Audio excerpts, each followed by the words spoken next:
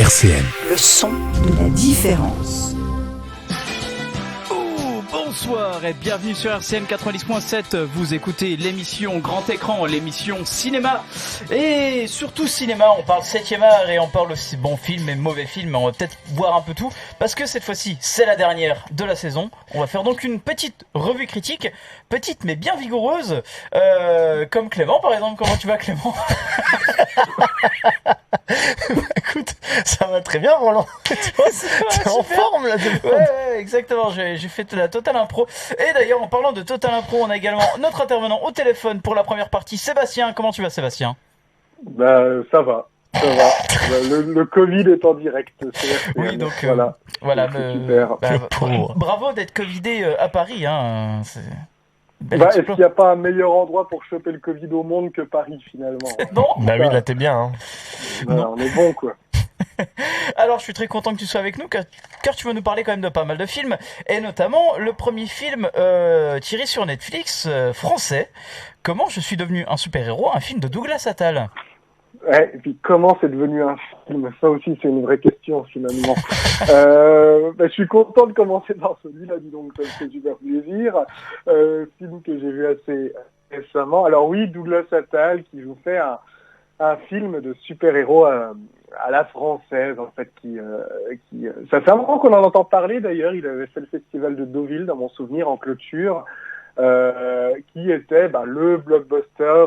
Enfin, les Français, on allait faire du blockbuster de super-héros avec Pio Marmaille, avec Benoît Poelvoorde, avec un joli casting, quoi. Avec Swan Arlo en méchant, Leila Bekti en super-héros.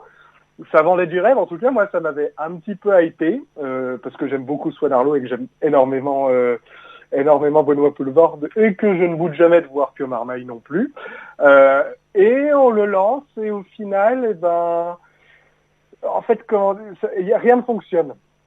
Rien ne fonctionne, c'est-à-dire que le film est plus un polar qu'un film de super-héros, déjà, il faut le savoir. Ouais. Mais à ce point qu'on a l'impression que c'était déjà un scénario de polar et ils se sont dit, tiens, si on mettait des éléments de super-héros dedans pour un peu avoir une vague, être dans la vague actuelle en tout cas. C'est exactement ça, parce qu'il y a une enquête, il y a un personnage un peu le flic un peu, comment dire, un peu hard, enfin il est pas hard boy, mais il est un peu le vieux flic bourru qui est campé par Pio Marmaille. Il y a vraiment c'est du caractéristique de flic. Voilà, c'est du caractéristique de polar, oui. Tu vois, c'est le cliché un peu du flic, du commissaire, du super flic français, quoi, non?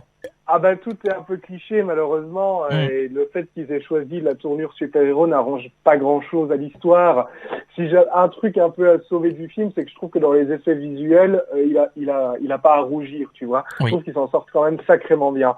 Après, pour le reste, écoute, c'est des personnages que tu as déjà vu 1000 fois dans le cinéma, dans le cinéma de super-héros américain, mais en moins bien. Et même Swan Arlo, il y a des fois où j'étais gêné de le voir en super méchant et ça me fait mal de le dire, quoi. Vraiment, il y avait des choses qui fonctionnaient pas, une direction d'acteur un peu aux fraises, et puis surtout, même dans le côté polar, c'est-à-dire que l'intrigue, mais tu t'en fous du début à la fin, quoi. Ça n'a aucune consistance, ça n'a aucun intérêt à suivre. Donc non, grosse déception. Et d'ailleurs, même, je l'ai vu sur Netflix, donc il a quand même ce côté téléfilm. Et je me suis rappelé qu'il devait sortir en salle à la base. Oui, il avait été racheté, Ce truc dans une salle de cinéma, j'y crois pas, quoi. C'est vraiment plus, c'est tout, quoi. Donc, grosse déception, quoi. Oui, c'est vrai qu'en plus ce film, il avait eu, en plus je crois qu'il avait été soutenu par la RTBF. Enfin, il y avait pas mal de monde derrière ce film en plus. Et c'est vrai que il a ce côté en fait très, tout est déjà vu en fait dans ce film. C'est con à dire, mais que ça soit par exemple même les costumes un peu bizarres des super-héros, même le côté sacrifice du héros. Enfin, il y a tout est déjà vu en fait. Très manichéen, non? Mais tu veux, ça te fait un mélange de super-héros en public et qui lorgne un peu vers Kick-Ass à certains moments. C'est ça. Mais de manière très très très très lisse, en tout cas très en surface. Surtout que même le côté polar est amplifié, notamment je trouve par la musique. La BO du film est très très recentrée là-dessus, quoi. Et du coup, tous les trucs un peu super méchants, tout super vilain, ça tombe un peu un cheveu sur la soupe à la fin. C'est pas forcément ce que tu retiens à la fin du film. Enfin, tu retiens des trucs, hein. Moi, je retiens pas grand-chose, mais bon, bref. Passons à la suite, tout simplement. Alors, très rapidement. Alors, En termes de sortie également, donc sur streaming, il y avait également sur Shadows un nouveau film, une exclusivité qui s'appelle donc Cave It de Damian McCarthy, et finalement c'est une bonne surprise. Absolument, une sacrée bonne surprise. Premier film de Damian McCarthy, que absolument jamais entendu parler. Et Shadows, le main évidemment, c'est une plateforme vraiment à aller, quoi. Si vous ne l'avez encore pas fait, je peux que vous conseiller. Bref, je le lance un peu comme ça, un soir, en me disant tiens, une excuse, ça a l'air sympa, dans le noir, allez, juste le son, et vraiment très bonne surprise. Alors le scénar au début il est simple, c'est-à-dire qu'on est un homme, Isaac, qui va voir à ses potes, qui dit mec, t'as une dette, si tu veux je l'annule, mais en échange putain, je sais même plus si c'est une histoire de dette. Je crois que j'ai vu trop de films récemment, je me confonds un peu tous. Mais bon, disons qu'il y a une dette dans celui-là, allez. Au moins, l'avantage de pas avoir un accouchement de bébé en titane. Bref, allez, ça commence. Non, il a embauché, il dit, bah, voilà, je t'annule ta dette ou je te paye, et tu vas surveiller ma nièce qui est sur une île, et qui passe sa journée à dormir, mais le soir, la nuit, il se peut qu'elle se réveille un peu en furie. Le mec y va, et sur place, hop, il est attaché au niveau de la taille, si tu veux, de son propre gré, juste parce qu'il a le droit d'aller absolument partout dans la maison, sauf dans la chambre de cette nana. Et voilà, le film commence comme ça, et tu te dis bah ok, pourquoi pas, il y a des idées qui sont assez cool. Et je trouve que le scénario, le point négatif du film, c'est un peu le scénario est un peu complexe pour pas grand chose à la fin. Finalement, dans tout ce qui dévoile, c'est ah ouais, bon, merci, pourquoi aller là, je sais pas. En revanche, au niveau de la mise en scène et de la mise en tension, je trouve que Damian McCarthy, c'est un mec qui est à suivre pour ses prochains films. C'est vraiment de l'ambiance hyper lourde, qui m'a un peu rappelé l'ambiance de Robert Eggers dans The Witch à certains moments. Tu vois, cette ambiance-là, en suspens tout le long, où tu sens, ça sent un peu le démon. Et tu sens une espèce de présence, en fait, oui, il y a ce côté-là. Exactement. Moi, Sébastien, je dirais même que vu que c'est aussi dans une ambiance très rurale, ça rappelle un peu aussi The Dark and the Week. Allô? C'est The Dark and the Week, ouais. Après, celui-là, Kevin, a plus fonctionné sur moi que The Dark and the Week, par exemple. Ouais. Après, il m'a pas transcendé non plus, Kevin, mais quand même, j'ai eu des bons moments de flip dedans, il y avait vraiment des bonnes idées de mise en scène, et puis de se dire, tiens, mais qu'est-ce qui se passe, jusqu'à ce qu'il t'explique un peu des choses, et ça marche moins bien, mais en tout cas, la plupart du temps, c'est juste 2 personnages, 3 à la limite, un lieu clos, et voilà, autour de ce mystère-là, et il y a une vraie manière de filmer cette maison, il y a des plans qui sont vraiment putain de beau dans le film, je ne m'attendais pas du tout. Donc vraiment, non, allez-y, il dure 1h30, lancez-le, et moi je pense que Damian McCarthy, je suis très curieux de ce qu'il va faire après celui-là, quoi. Ouais. Eh ben, c'est un réalisateur, je pense, qui sera à suivre dans les années à venir. En parlant de réalisateurs à suivre dans les années à venir, Benedetta. Ouais, mec, je les enchaîne. Oui, je rigole un peu. Mais oui, donc oui, Paul Verhoeven, on le connaît tous. Maintenant, donc c'est son 2e film fait en France après Elle, et on peut dire que Benedetta, ça reste très moyen en fait. Tu veux commencer à en parler, Roland? Vas-y. Ça a l'air un peu chaud. Non, je te laisse parler, je te laisse présenter le film, Seb. Benedetta, donc oui. Le 2e film de Verhoeven en France. Ouais. Après Elle, du coup, il est sorti. Bref, c'est pas grave. Film qu'on attendait depuis un petit moment maintenant, parce que Verhoeven qui va filmer en France chez les Bonnes Sœurs après le retournement de cinéma français qu'il avait fait, ça nous excitait un peu. Et donc là, en fait, on va suivre le parcours de cette Benedetta, la sœur Benedetta, qui a vraiment existé, qui est jouée par Virginie Fira. Oui.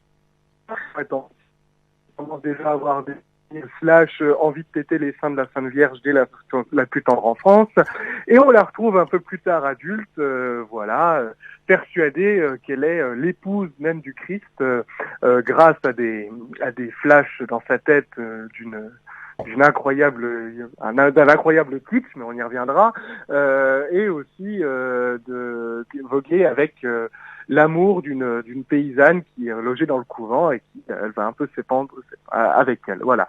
Moi je trouve qu'il a des défauts, le film. Je vais pas dire l'inverse, et c'est sûr qu'on aurait pu s'attendre à bien mieux venant de Verhoeven qui se passe dans cet univers-là, surtout si on le compare avec La chair et le sang qu'il avait fait avant. Ça, c'est clair. Oh que oui. En revanche, je vais pas bouder le plaisir que j'ai eu devant le film. C'est-à-dire qu'il dure quand même un bon moment le film et il a un rythme que je trouve quand même assez impeccable dedans. Et moi, c'est des choses de Verhoeven que je sais que je vais trouver dans le film et je les ai trouvées. C'est-à-dire que les apparitions du Christ comme ça, oui, et ça me fait plaisir de les voir et je me suis marré. Il y a un petit côté kitsch quand même. J'avoue avoir pouffé de rire sur certaines apparitions de Jésus dans le film, notamment quand il est à cheval en train de décapiter un cheval. T'es là pour rigoler un peu, mais c'est vrai qu'on retrouve quand même pas mal de thématiques chères à Verhoeven dans ce film, ça c'est clair. Ouais, ben ouais. Non, puis elles sont là pour dédramatiser des choses, apporter un certain recul à cette histoire. Je pense que c'est un truc que j'ai apprécié du film, c'est que Verhoeven prend vraiment du recul par rapport à cette histoire-là, tu vois. Et surtout, ce qui m'a beaucoup plu dans Benedetta, et là où je m'y attendais pas autant, quoique quand tu vois ses autres films, mais pas à ce point-là, c'est la manière dont il traite le corps des femmes, en fait, Verhoeven. Et je trouve que c'est un film vraiment magnifique sur ce sujet-là, tu vois. Comment le corps de Benedetta, le corps de cette femme-là, peut être à la fois un corps de foi, un corps de religion, comment elle accepte le divin, comment elle transmet ce divin, et un corps d'amour, un corps charnel. Et le fait que ce corps-là soit filmé à la fois pour ces deux fonctions-là, c'est peut-être ça le côté le plus provocateur, même si le film en réalité, c'est très complètement, tu vois, c'est juste, il en a fait autour de ce mythe-là. Mais je trouve que de filmer le corps féminin de cette manière-là, sans que ça me putassier, je trouve que c'est vraiment le gros morceau de bravoure du film. Voilà. Après, effectivement, il y a des choses qui sont un peu, on va dire, à côté de la plaque. La manière de traiter les choses par-dessus la jambe, mais je trouve que l'ensemble du film reste cohérent et c'est pas un film qui a à rougir dans la filmographie de Verhoeven, quoi. Non, c'est vrai qu'on aurait, je pense, je vais être un peu salaud, mais je trouve que de la part du réalisateur, notamment qui a fait La chair et le sang, on pourrait s'attendre à quelque chose de quand même plus fort, de quand même beaucoup plus important. Et c'est vrai que l'idée même du traitement de la corps est forcément du corps est très très très important chez Verhoeven et forcément le reprendre dans le milieu des nonnes dans cette période-là, c'est la période aussi où donc en plus dans le film on voit l'arrivée de la peste. Ça parle, il y a le traitement aussi forcément de la souffrance via la religion. Le catholicisme qui est relié forcément au péché, qui est relié au regret. Le Benedetta est le seul corps du film qui ne souffre pas de cette souffrance-là, ni de la pandémie, tu vois. C'est le seul qui passe où il n'y a que Dieu et amour, en fait. Je trouve ça intéressant, alors que dans le reste du film, on voit des corps qui se fouettent, on voit des corps qui se jettent du toit, on voit des corps qui ont des pustules. Pour conclure là-dessus, je trouve que c'est un film qui restera pour ma part mineur dans sa filmo, en fait. C'est sûr que c'est pas le premier auquel je reviendrai, mais tous me posent la question si c'est elle déjà, si c'est le premier que je reverrai de Verhoeven. Non, c'est pas le cas non plus, tu vois. Mais je trouve qu'il est complètement cohérent dans la filmographie de Verhoeven et que j'y ai pris un plaisir à le regarder, qu'il y a plein de choses intéressantes à en tirer et je le reverrai sûrement un jour avec autant de plaisir. Voilà. D'accord. Eh ben écoute, on va s'arrêter là-dessus. On termine cette partie émission par, on va dire, l'un des plus gros morceaux de ce mois-ci, car c'est Annette, donc de Léos Carax, film qui nous a, j'ai l'impression, quasiment tous gravé dans nos têtes. Alors l'histoire, c'est quoi C'est très dur à expliquer l'histoire, parce que finalement c'est une histoire assez riche, assez dense. C'est vrai quand même, c'est vrai. Non, mais c'est clair, quoi. Voilà, ils sont deux, ils sont amoureux, puis ils font un enfant, puis ils s'aiment plus. Voilà. Ils s'aiment plus. Il y a un des deux est tué, l'autre par son narcissisme va s'effondrer et finalement bon voilà. Mais c'est vrai que... Après les Starks dévoilent un peu le film au début, donc à la limite tu peux rattraper là-dessus. Exactement, parce que finalement en fait même la première phrase que l'on entend du film, c'est donc So May We Start et qui est demandée par Léos Carax à la caméra lors de la première séquence d'Annette en fait. Donc ça lance déjà totalement le film qui va donc commencer par des notes de tragédie un peu pop, électrisant et compagnie, qui finalement était typique des Sparks juste avant ce film, notamment je fais en référence à leur précédent album, parce que c'est quand même 50 ans de carrière ces deux gaillards-là. Et c'est vrai qu'en fait Il devait être présenté donc à Cannes en 2020. Il a été retardé donc d'un an exprès pour passer à Cannes en 2021. C'était donc peu de temps après les Oscars. Et on retrouve quand même, je trouve, à travers ce film, la beauté plastique qu'arrive à produire Carax, déjà auparavant en fait. Je trouve que c'est la grande force de ce film, c'est qu'il y a des plans qui restent en tête, la musique marche bien, alors qu'il y a un côté très kitsch qui correspond avec l'aspect comédie musicale que l'on peut retrouver, avec un aspect aussi la recherche plutôt on va dire de la célébrité ou autre qui est montrée de façon assez drôle et rigolote sur des fonds verts dégueulasses façon TMZ et toutes les chaînes d'information dans ce style-là. Oh là là. Je trouve que ce côté-là, en plus, c'est totalement fait exprès parce qu'il y a d'autres plans, d'autres séquences qui sont tellement magnifiées que ce film, en fait, en joue là-dessus. Et finalement, le film a même une orientation très, très tragédie, forcément, à travers l'histoire, mais dans cette thématique aussi, a une énorme inspiration sur, je pense, aussi pas mal de personnages d'une certaine de la religion catholique, que ce soit Lucifer ou autre, et notamment avec ce personnage d'Adam Driver qui a ce côté Nosferatu. D'ailleurs, il y a une scène où il singe Nosferatu quand il s'approche de Anne, campée par Marion Cotillard, quoi. Ouais. Oui, il y a vraiment pas mal de plans qui jouent avec le côté monstrueux et vampirique de Adam Driver totalement. Mais Annette, il faut pas se mentir, quand on a un grand film qui arrive en salle, il faut le dire, Annette c'est un grand film, point. Oui. Le premier visionnage, j'ai été déjà assez ébahi par ce que j'avais vu, mais en même temps un peu vacillant, un peu bizarre, quoi, en me disant mais qu'est-ce que j'ai vu? Oui, qu'est-ce qu'on a vu? Est-ce Mais que on s'est tous posé cette question-là, oui. Mais justement, moi, c'est quelque chose. Parce que les musiques, ça marchait, mais il y a le côté kitsch qui traînait, et puis surtout, à aucun moment, je m'étais dit, putain, mais en fait, c'est un vrai drame que j'ai vu, je n'ai pas compris, quoi. Et au bout d'un moment, une envie insatiable de le revoir, quoi. Et je retourne en salle, et là, c'est des frissons incroyables qui parcourent. Mais je trouve que le film est d'une grande intelligence. Alors, comme tu dis, il y a la manière de mettre en scène, de concevoir les plans, de construire les couleurs, l'ensemble et tout de Léos Carax, qui est absolument incroyable, mais ça tient aussi énormément par le scénario qui est écrit par les Sparks, en fait, déjà, tout simplement, et leur propre musique qui, je trouve, est aussi fabuleuse dans le film. Et alors, surtout, c'est de filmer ces stars, là. On est vraiment sur l'univers du Star System et d'Hollywood, sans le dire, en tout cas. Là, c'est deux chanteuses. Il y a Mario Cotillard et les chanteuses d'opéra. Adam Driver, il fait du one-man show. Mais c'est deux gens du Star System. Et cette manière de filmer ça, de raconter cette histoire-là sous forme d'opéra rock, parce que c'en est un, les Sparks font de l'opéra rock, quoi. Bon, c'en est un. Et cette manière-là de raconter cette déchéance-là, même de parler, ça, j'en revenais pas. J'y suis allé avec des amis, eux aussi, la deuxième fois. Et le film a une partie, je dirais pas une grosse partie, mais une partie sur, qui se rapproche du mouvement MeToo avec Adam Driver, en fait, avec le harcèlement et avec la violence masculine. Et en fait, on arrive à un moment donné où le film te dit que tout ça fait partie du même Star System et que ça fait partie de tout ça et que c'est un ensemble de choses. Et à la fin, elles ont dit oui, mais sauf que on avait une réelle compassion, une réelle peine pour lui, pour l'homme à la fin du film. Et je dis, putain, mais j'en reviens pas. À quel moment le mec réussit son coup sur ce sujet-là qui est encore, heureusement d'ailleurs, épineux, tu vois. Qui est frais, et qui est très frais.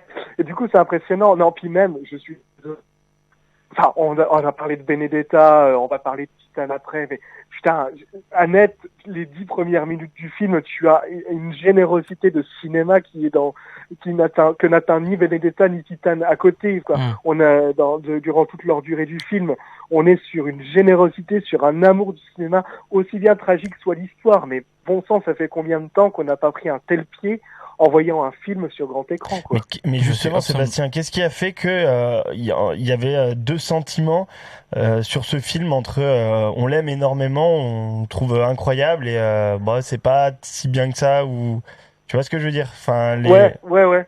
Bah, c'est très curieux, mais c'est ce genre de film. Et puis parce que encore une fois, la première fois que tu le vois, t'es un peu décontenancé parce que t'as vu, quoi. Tu t'attendais pas forcément. On va l'entendre juste après, le morceau So May We Start des Sparks ne t'annonce absolument pas la couleur que va être le film après, quoi. Absolument pas. Et j'ai pris d'ailleurs ce morceau pour pas dévoiler tout le reste par rapport à l'ambiance, au style, parce que finalement, on a des morceaux qui sont extrêmement différents les uns les autres. Ah bah complètement. Et puis l'issue de cette histoire, c'est la fin, je vais pas la dévoiler, mais le dernier plan du film, mon Dieu, waouh, Oui. c'est d'une âpreté et d'une violence incroyable, quoi. Et du coup, t'en ressors, dis ah ouais, j'aime beaucoup, enfin j'ai bien aimé, c'était cool, mais waouh, je suis un peu perdu. Mais c'est le film où tu sais qui t'a impacté parce que pendant une semaine, tu repenses à des plans, tu repenses à des scènes, tu as des musiques qui te reviennent en tête, et etc. Et il y a une scène notamment, et c'est surtout pour celle-là que j'y suis retourné, mais après tout le film m'a redonné des frissons en le revoyant, beaucoup plus que la première fois, mais il y a une scène qui concerne un second rôle du film, qui est l'accompagnateur de Marion Cotillard, et oui, qui jouait dans... oui, il y a un acteur qui jouait notamment dans Big Bang Theory, et voilà. Et là, il y a une scène où il devient enfin chef d'orchestre, et je vous dis rien, mais déjà la première fois, c'était waouh, qu'est-ce qui se passe? Il faut qu'elle rentre dans un panthéon, cette scène. Il faut faire quelque chose. Il donne envie. Hein. Ah, mais Annette, ouais, vraiment, je peux que conseiller. Je peux pas vous dire que vous n'allez pas rester sur le carreau. Enfin, on peut rester sur le carreau d'Annette. C'est quand même un film qui a ses particularités. Même si je trouve que c'est le plus accessible des Léos Carax et de loin. Je pense, oui, complètement. Mais quand même, il a quand même cette particularité-là, et il y a des choses qui font pas plaisir, quoi. Après, c'est mais dans le bon sens. Ouais. Après, c'est peut-être aussi parce que c'est un film très, peut-être le plus accessible de Carax, parce que c'est également, il est pas seulement au scénario, c'est également les Sparks qui sont au scénario, parce que finalement, c'est un travail aussi vraiment en amont avec les musiciens. Et je trouve que c'est cette part la plus importante dessus. Mais comme tu le disais, comment reconnaître un grand film? C'est un film qui nous redonne envie d'aller en salle. Merci Sébastien. On va devoir activer un peu plus pour la suite. Merci à toi. Yes. On va devoir donc te lâcher pour laisser place à Charlotte pour la deuxième partie d'émission. Sur ce, donc on va faire une petite pause BO, donc un morceau issu d'Annette, donc So May We Start, un morceau donc des Sparks. Et voilà, donc c'était un extrait issu du film Annette, le film de Léos Carax, et un morceau donc des Sparks. Et donc cette fois-ci, on est rejoint par Charlotte via téléphone. Comment tu vas, Charlotte? Ça va, écoute, Roland, ça va très bien. Comme tu as pu l'entendre, on a mis du Sparks, donc j'imagine que tu es très contente. Oui, oui, tout à fait. C'est vrai que c'est un morceau en fait qui, on en a parlé déjà avec Sébastien. Je sais que tu es totalement d'accord avec nous. On est très heureux d'avoir pu revoir ce film, et surtout ce côté, cette musique en fait qui reste totalement en tête. Oui, c'est vrai que c'est un film de spectacle, quoi, vraiment. C'est vrai qu'on était sortis pas forcément convaincus par tout, ni émus, mais c'est vrai que voilà, il est riche de plein de choses, donc on y pense quand même facilement après, et effectivement, réécouter la musique, c'est quand même, on revoit le film, enfin, c'est assez fabuleux. Ouais, exactement.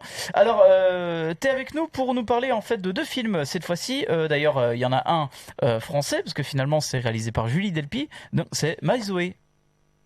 Oui, alors oui, mais il y a deux films français d'ailleurs. Ah oui, Bergman Island, oui, il est français, voilà. J'avais oublié. Mais c'est vrai que le nom de la réalisatrice, du coup, ne fait pas forcément français, mais si. Du coup, je commence par lequel, Roland? Excuse-moi. Allez, Julie Delpy, comme ça, c'est bien. D'accord, Julie Delpy en premier. Alors, c'est quelqu'un que j'aime assez, parce qu'elle m'intrigue pas mal, et c'est vrai que ce dernier film qu'elle a réalisé elle-même, c'est assez difficile d'en parler sans trop spoiler, parce que si tu veux, il y a un événement qui survient, on va dire à la moitié du film, et qui va faire basculer le film un peu d'une situation ordinaire à un film un peu de SF. Donc j'en dirai trop rien sur le sujet. En fait, c'est Isabelle qui est jouée par Julie Delpy, qui est biologiste. Elle vit avec sa fille Zoé. Elle est séparée de son mari. Et voilà, donc on la suit au début dans sa vie elle vit à Berlin avec sa fille, voilà, entre les gardes alternées, quoi.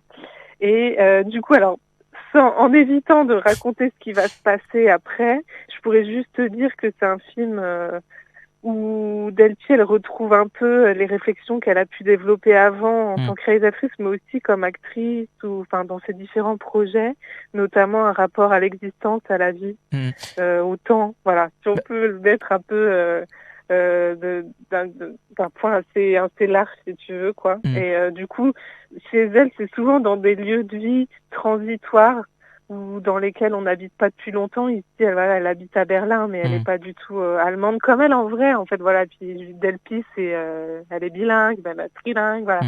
Donc Voilà, c'est un film qui va se passer entre Berlin et Moscou. Ça participe aussi peut-être à ce point de vue là de réflexion sur la vie, les relations entre personnages, dans le couple notamment. Donc voilà, un univers en premier lieu très ordinaire, mais sur lequel en début de film on sent pointer une menace, on sait pas trop par où elle va arriver, quoi. Moi j'en avais rien lu non plus, comme j'étais prévenue qu'il ne fallait rien en savoir. Et voilà, une mise en scène assez juste, assez sobre. Des gros plans par exemple remuants ou étouffés quand il faut filmer les disputes entre les conjoints, voilà, qui se transforme aussi, un film qui se transforme en une espèce d'utopie scientifique comme ça. Donc ouais, tout n'est pas transcendant si tu veux, mais c'est assez intéressant. Oui, ça reste vraiment en fait dans cette thématique de base. D'ailleurs, ce film, pour revenir un petit peu sur ce contexte, elle l'a écrit il y a quand même un peu plus longtemps que cela, parce que finalement, en fait, via une interview sur ce film, elle a expliqué donc qu'en fait, elle a commencé à écrire My Way quand sa mère était mourante, sur le point de mourir, et en même temps, d'ailleurs, elle avait reçu une invitation par Lars von Trier à jouer dans Antéchrist, mais elle a refusé parce qu'elle n'était pas dans un bon mood. Donc, c'est vrai que je pense que le scénario, elle l'a écrit un peu dans une certaine, je dirais pas souffrance, mais dépression en fait. Et c'est peut-être à travers cet événement-là que ce film en fait est devenu une catharsis complète à travers cette description et à travers ce développement, quoi. Oui, carrément. Là, c'est vrai qu'en sachant ça, tu dis ok, elle parle quand même de choses qui touchent la vie, la mort, le temps qui passe et tout ça, comment le faire avec cette vie. Et oui, quand tu parles de ce genre de choses personnellement, oui, ça la touche, quoi. Après, elle avait fait aussi un film sur en forme de conte, là, je ne sais plus, la comtesse Bathory, oui. Voilà, que moi je n'ai pas vu, mais qui a l'air quand même peuplé de sujets, voilà. Et qu'elle est beaucoup plus orientée cinéma de genre, parce qu'elle reprend vraiment en fait la thématique de Bathory, qui en fait a inspiré bon nombre de légendes, parce que c'était une comtesse sanguinaire qui selon certaines légendes même prenait son bain dans le sang de vierge. Qui tuait des jeunes filles, des jeunes filles vierges pour prendre leur sang, parce qu'elle pensait que ça allait la rendre plus jeune, voire faire en sorte qu'elle reste jeune en fait. Ouais, donc bon, voilà, on n'est quand même pas sur des trucs. C'est pas super, mais elle est intéressante, je trouve, comme personne. Et puis voilà, même si là le My Way n'est pas forcément parfait. Après, j'en suis ressortie, tu vois, je reprochais pas forcément des choses au film, c'est pas forcément transcendant, mais on n'entend pas c'est assez quand même inédit sur aussi de certaines choses, quoi. Il y a de l'inédit et de l'ordinaire, si tu veux. Donc voilà. Eh ben, écoute, on va passer donc à Bergman Island, le film de Mia Hansen-Løve, film qu'elle a également tourné à l'extérieur de la France, à l'étranger. Je crois que c'est carrément en Suède qu'elle l'a fait. Oui, tout à fait. Alors oui, effectivement, une autre réalisatrice qui s'échappe pour tourner ses films. Oui, c'est en Suède. Du coup, à Faro, sur l'île de Faro, donc qui donne son nom au titre du film. Son nom au film, pardon, parce que c'est l'île où a vécu Bergman. Voilà. Et il y a même des circuits touristiques, à en croire le film, et je pense que c'est vrai, qui font que tu te déplaces, tu vas voir la maison de Bergman. Il y a des films de projetés et tout ça, donc non, c'est assez, on va dire, ça emprunte le territoire. Donc du coup, Bergman Island, c'est quoi? C'est un couple de cinéastes qui arrivent pour écrire leur nouveau projet sur l'île de Faro, donc un couple joué par Tim Roth et Vicky Krieps. Donc partant de là, on se dit bon, encore un film qui parle d'un film qui s'écrit, donc c'est une mise en abîme qu'on a quand même souvent vue, qui est peut-être des fois un peu répétitive, quoi, qui fait pas toujours un vrai film au bout du compte. Ouais. Là, j'ai été assez charmée pour le coup par une petite astuce que je trouve un peu, qui change un peu supplémentaire, c'est que la partie imaginée, parce que du coup il va y avoir deux parties au film, une partie imaginée par Chris, donc la scénariste réalisatrice jouée par Vicky Krieps, qui va être peuplée de ces personnages de fiction, et une partie du coup résidence d'écriture, on va dire, des deux réalisateurs sur l'île, quoi. Donc c'est vraiment, mais les deux parties se passent sur l'île, si tu veux, mais voilà, un duo de personnages à chaque fois. Et j'ai bien aimé qu'il y ait les personnages de fiction vraiment à l'écran, si tu veux, en chair et en or, voilà, qu'ont leur propre, c'est pas, voilà, on ne parle pas, on n'évoque pas des personnages, ils sont vraiment là, du coup jouée par Mia Wasikowska et Anders Danielsen Lee. Voilà, pardon, excusez-moi des prononciations. Mais du coup, voilà, je trouvais que les personnages de fiction comme ça qui ont un corps, enfin, pour le coup, il y a de l'incarnation. J'ai trouvé que ça marchait bien. Leur histoire à eux, personnages de fiction, possèdent un passé. Ils se retrouvent à ce moment-là de leur histoire. Il y a une hésitation de romance et tout ça. Voilà. Donc je trouvais que ça marchait plutôt bien. Et que les deux parties de ce film se remplissaient, si tu veux, naturellement, quoi. Il y avait des choses qui s'apportaient. Et que ces personnages de fiction, ça faisait un peu des fantômes pour la réalisatrice. J'aimais bien cette idée. Ouais, cette idée de présence, en fait. Ouais, oui, c'est ça. De présence, t'as dit De présence. Oui, c'est ça. Et puis du coup, je pense que Mia Hansen-Løve, elle joue sur cette idée de fantôme parce que t'as pas mal de cadres. Alors c'est vraiment c'est pas des effets de cinéma de genre, hein, tu vois, mais t'as des apparitions, disparitions dans le cadre des personnages qui sont assez bien vus. Et j'aime bien. Je me dis que tiens, elle réfléchit peut-être à ces personnages comme on réfléchirait aux souvenirs, tu vois, une manière vraiment d'écriture. Et ça, je trouve que ça se ressent, c'est assez cool. Après, voilà, le film dans son entier, c'est peut-être un peu léger aussi. C'est pas, encore une fois, comme le Julie Delpy, c'est pas transcendant non plus, mais je trouvais qu'il y avait un certain charme, notamment à cette partie-là fictive. Voilà. Et plus que cette partie d'écriture qui marche, tu vois, mais voilà, Tim Roth à vélo, Vicky Krieps à vélo, ça peut être peut-être un peu simple, mais en vrai, je trouvais bizarrement, moi, j'ai plutôt bien aimé, et j'aimais bien cette idée de fantôme de fiction. Voilà. Comme une réalisatrice encore, tu vois, qui est pas inintéressante du tout. J'ai découvert Eden il y a pas longtemps. Et voilà, je pense qu'il y a des choses chez elle. Après, voilà, ce sera pas peut-être des films parfaits, mais oui, puis c'est une jeune réalisatrice encore, donc elle a oui, encore mais pas c'est ça. mal de Elle a déjà pas mal de films. Voilà, oui. Ouais, c'est ça. Donc voilà, à voir ce qu'elle peut faire après, mais je sais qu'elle était déjà en tournage là cet été. D'accord. Voilà. Eh ben écoute, à voir donc. Et donc, voilà. On va donc enchaîner avec la Palme d'Or de Cannes 2021. Puis-je rester en ligne, Roland? Je sais pas. Le film de Julia Ducournau, Titane. Clément, c'est à toi. Eh ben c'est moi qui vais parler de Titane. Je sais que voilà, le film ne fait pas l'unanimité dans l'équipe et je suis très content de pouvoir en parler. Donc Titane, sorti en 2021 de Julia Ducournau, donc comme tu l'as si bien dit, la Palme d'Or du Festival de Cannes. Titane. Voilà. Révélé au début de la cérémonie, mais bien sûr très belle imitation de Spike Lee qui a révélé la Palme d'Or dès le début je crois de la cérémonie en plus. Quel tocard. C'est quand même incroyable quoi. Mais ouais, du coup Titane, écoutez, pour vous parler du scénario, donc on suit l'histoire de Alexia. Une jeune fille qui est rescapée d'un accident de la route, qui est victime d'un accident de la route et qui va se voir, suite à cet accident, l'implantation dans son crâne d'une plaque en titane pour faire en sorte qu'elle puisse survivre. On la retrouve quelques années plus tard, elle est devenue danseuse showgirl dans des manifestations automobiles. Des manifestations automobiles qui réunissent pas mal d'inconditionnels des voitures. Ah, ça t'engage que toi. De beauf. Mais moi j'ai la formule pour le dire.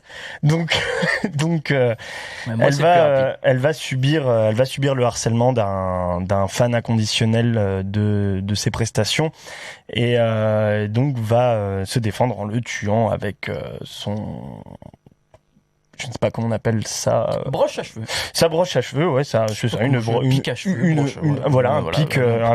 Un pic à cheveux, une brosse à cheveux. Non, c'est pas une brosse, c'est un pic qu'elle se met dans les cheveux pour faire son chignon.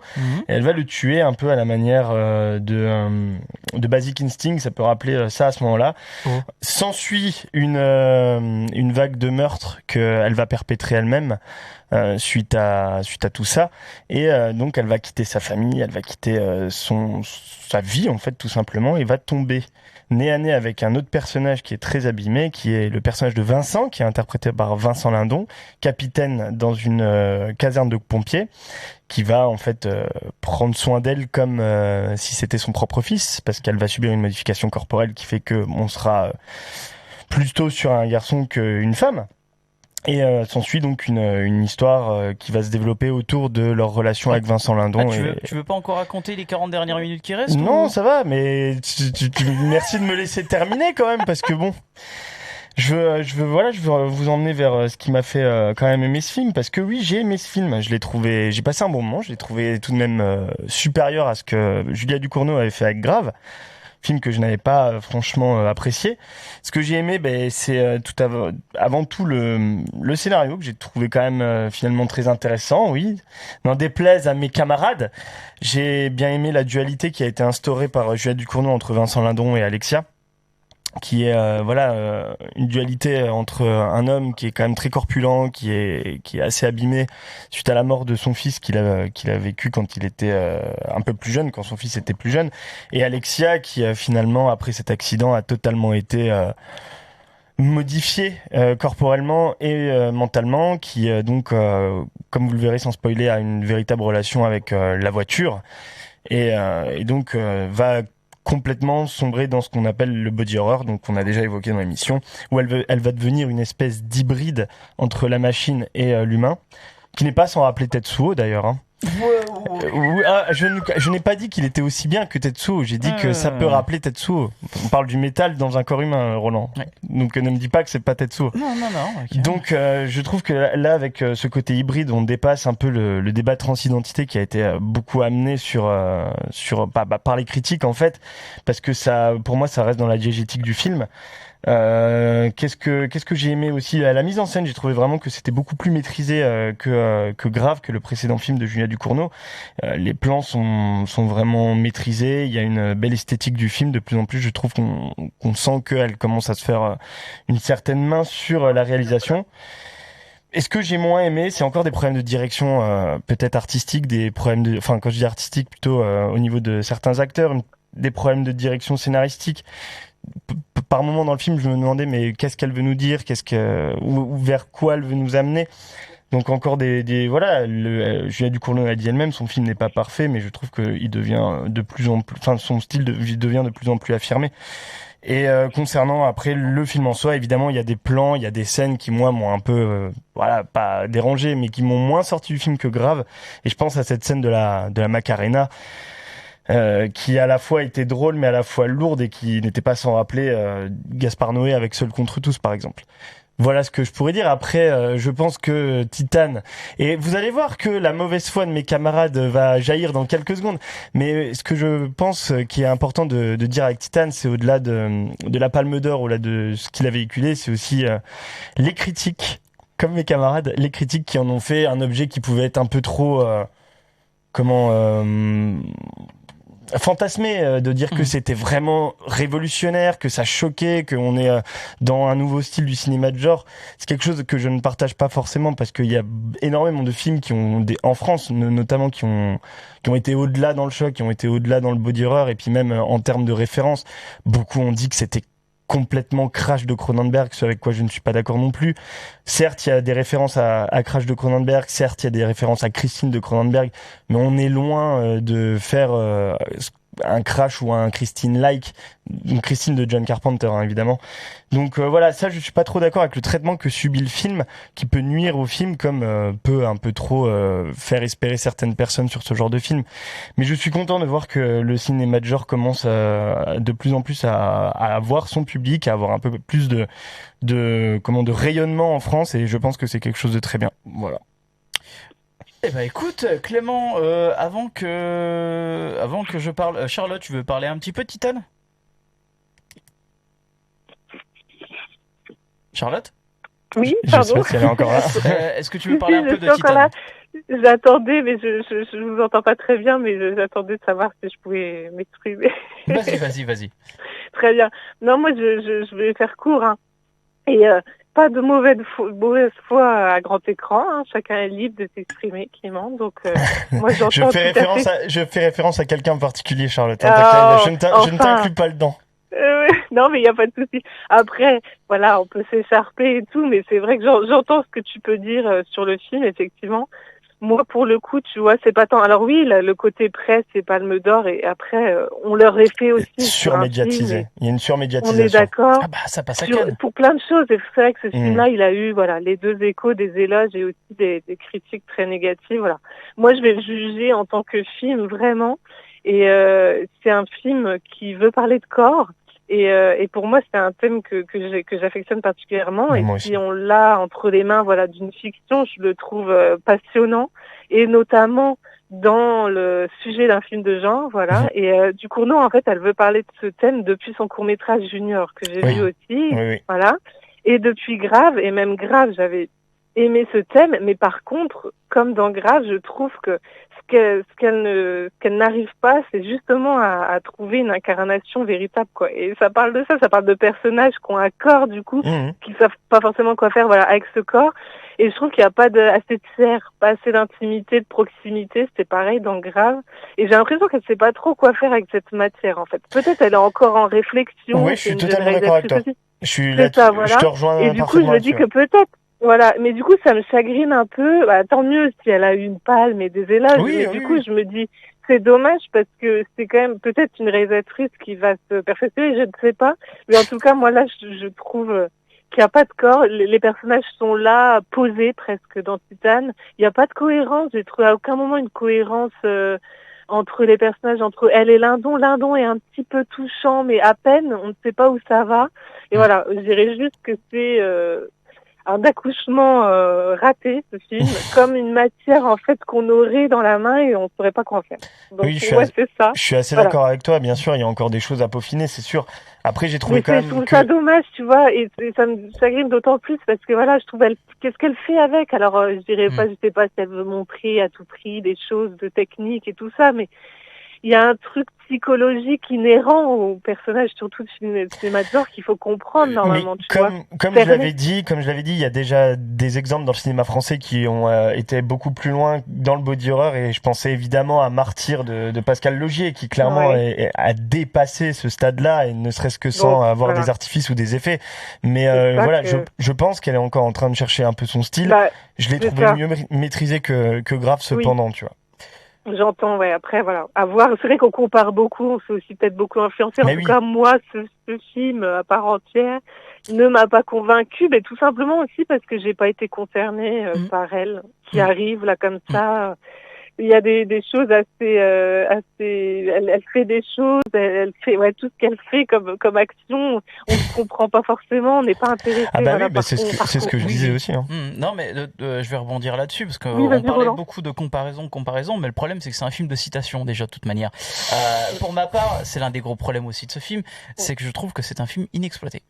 Pourquoi je trouve qu'en fait il va jamais au bout des choses. Quand alors c'est vrai qu'il y a toujours ce côté, peut-être que c'était fait exprès de vouloir toujours laisser vraiment une liberté de on va dire d'imagination pour la suite des choses, mais le problème c'est que le côté anti-patriarcat dès le début, et finalement il est au pire des cas totalement évidé. Après il revient peut-être par moment avec Lindon.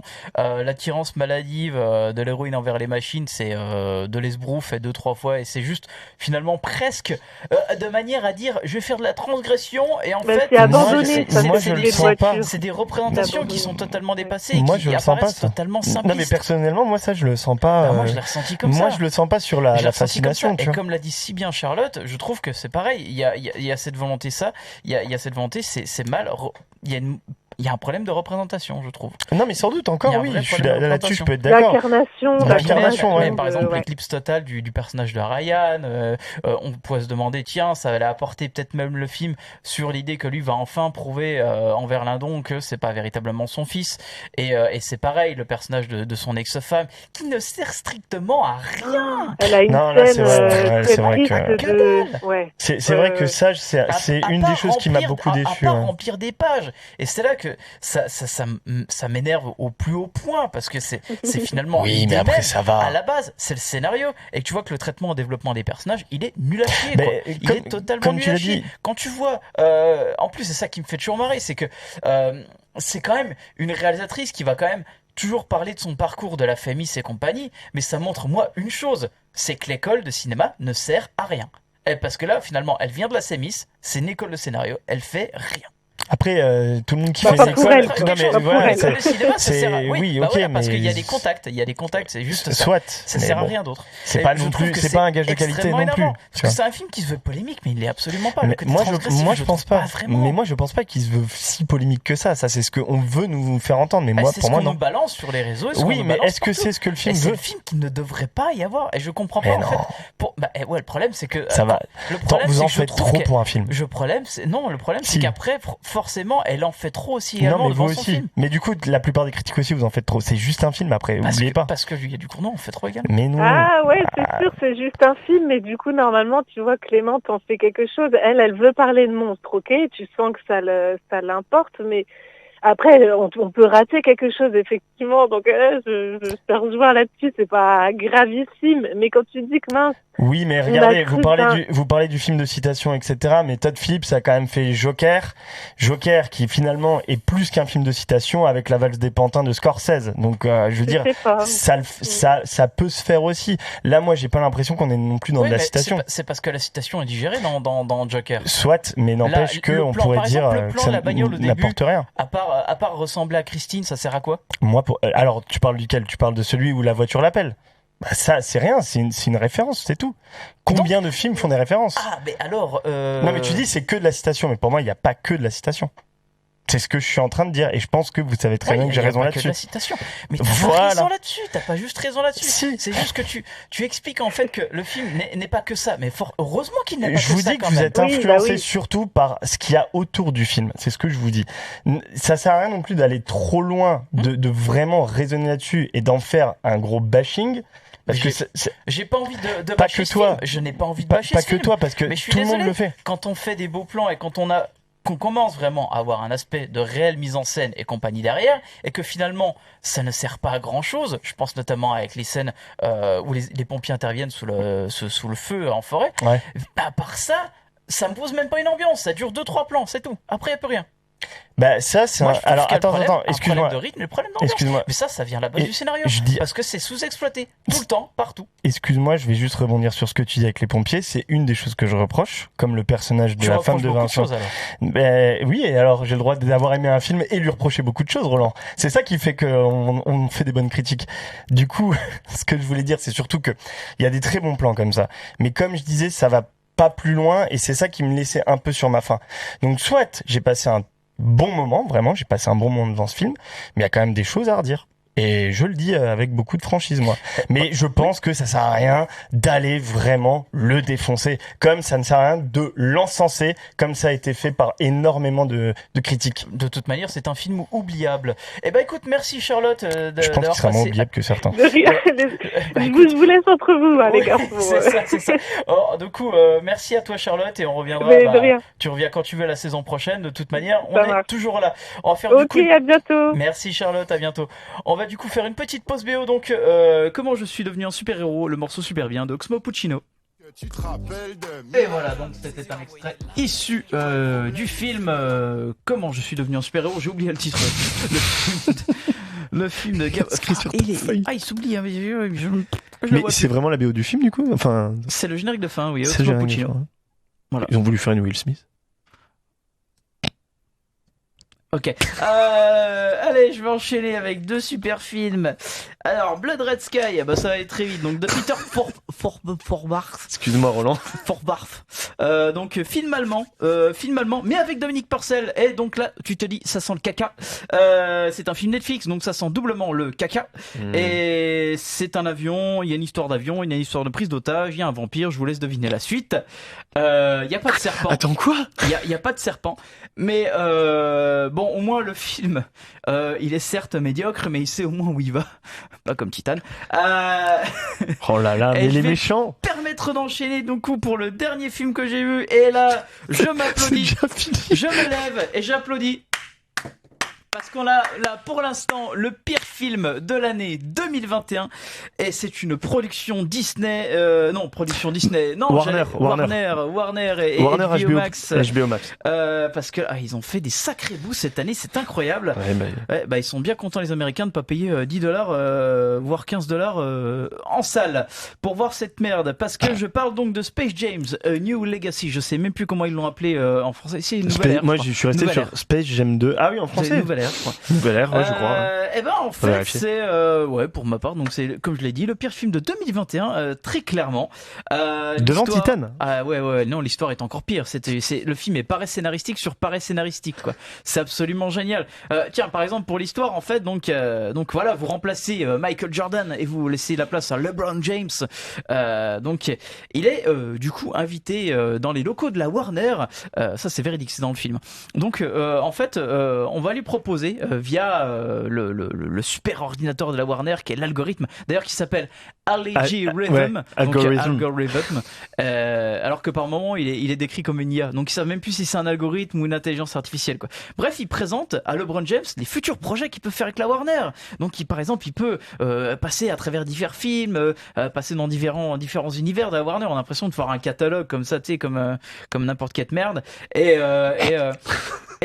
en fait, LeBron James, il rejette le projet de l'algorithme parce que il trouve que l'idée de fusionner la marque LeBron et l'univers de Warner, c'est absurde. Donc en fait, faire des films avec des sportifs pour lui est selon lui totalement idiot. Et qu'est-ce qu'on est en train de regarder ? Un film avec LeBron James. Dis donc.